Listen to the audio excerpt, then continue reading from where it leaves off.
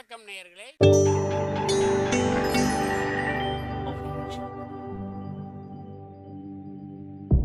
மகிழ்ச்சிக்கோர் தென்கட்சி என்ற அலைவரிசையில்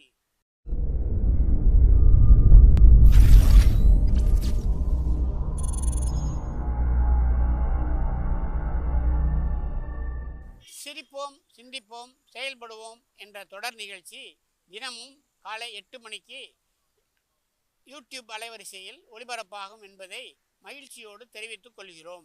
தந்தியை விட வேகமாக போகக்கூடியது எது அப்படின்னு கேட்டார் ஒருத்தர். வதந்தின்னார் இன்னொருத்தர். அவர் அப்படி சொன்னதில் ஒன்றும் தப்பு இல்லை. வதந்தி வேகமாக பரவறதுக்கு என்ன காரணம்? ஒன்றுக்கு ரெண்டாக மிகைப்படுத்தி சொல்கிற மனுஷ சுபாவம் ஒரு காரணம், சொல்கிறத அப்படியே நம்புறது இன்னொரு காரணம். எப்பொருள் யார் யார் வாய் கேட்பினும் அப்பொருள் மெய்ப்பொருள் காண்பது அறிவு அப்படின்னார் வள்ளுவர். யார் எதை சொன்னாலும் அதை அப்படியே நம்பக்கூடாது. அறிவு வேலை செய்யணும். அதில் எந்த அளவுக்கு உண்மை இருக்குது அப்படின்னு கண்டுபிடிக்கணும். முக்கியமான பொறுப்பில் உள்ளவங்களுக்கெல்லாம் இது ரொம்ப முக்கியமாக தேவைப்படுகிற ஒரு தகுதி. ஒரு நாட்டில் ஒரு சாதாரண ஆள் ஒருத்தன் இருந்தான். அவங்ககிட்ட ஒரு கழுதை இருந்தது. ரொம்ப பிரியமாக வளர்த்தான். அவனுக்கு அது ரொம்ப நெருக்கமான நண்பன். வேறு மனுஷங்க யாரும் கிடைக்கல போல இருக்குது. அந்த கழுதைக்கு கந்தர்வசேனன் அப்படின்னு பேர் வச்சான். அந்த பேரை சொல்லி தான் அவன் அதை கூப்பிடுறது வழக்கம். அவ்வளவு பிரியமாக வளர்த்த அந்த கழுதை ஒரு நாள் திடீர்னு செத்து போச்சு. எப்படி இருக்கும் அவனுக்கு? ரொம்ப சங்கடப்பட்டான். சாப்பிட கூட பிடிக்கல.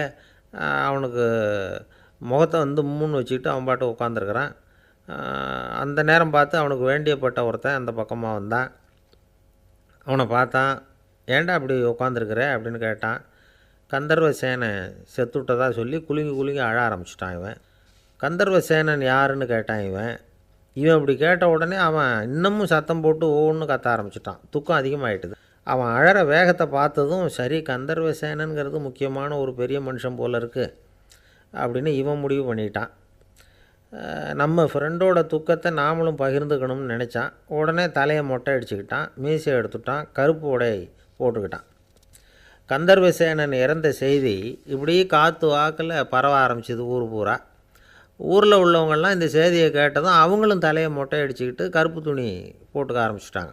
ஒரே நாளில் நகரம் பூராவும் துக்கத்தில் ஆழ்ந்து போச்சு. எங்கே பார்த்தாலும் மொட்டை தலை, கருப்பு துணி. அந்த நாட்டு அமைச்சர் இதை பார்த்தார். ஜனங்கள்லாம் வருத்தமாக இருக்கிறாங்களே அப்படின்னு நினச்சி சில பேரை கூப்பிட்டு விசாரித்தார். என்ன விஷயம் அப்படின்னு.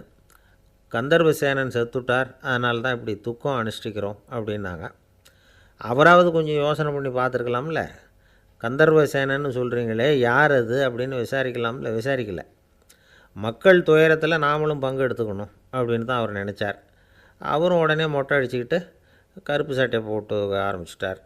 அமைச்சர் இப்படி இருக்காருங்கிற செய்தி அரசருக்கு எட்டுச்சு. அவர் என்ன பண்ணார்? அவரும் மொட்டை போட்டுக்கிட்டு தூக்கம் அனுஷ்டிக்க ஆரம்பிச்சிட்டார். அன்றைக்கி ராத்திரி ராஜா மொட்டை தலையோடு அந்த புறத்துக்கு வரார், முகத்தை முன்னு வச்சுக்கிட்டு. ராணி பார்த்தாங்க. என்னங்க இது, என்ன விஷயம், உங்கள் துக்கத்துக்கு என்ன காரணம்னு கேட்டாங்க.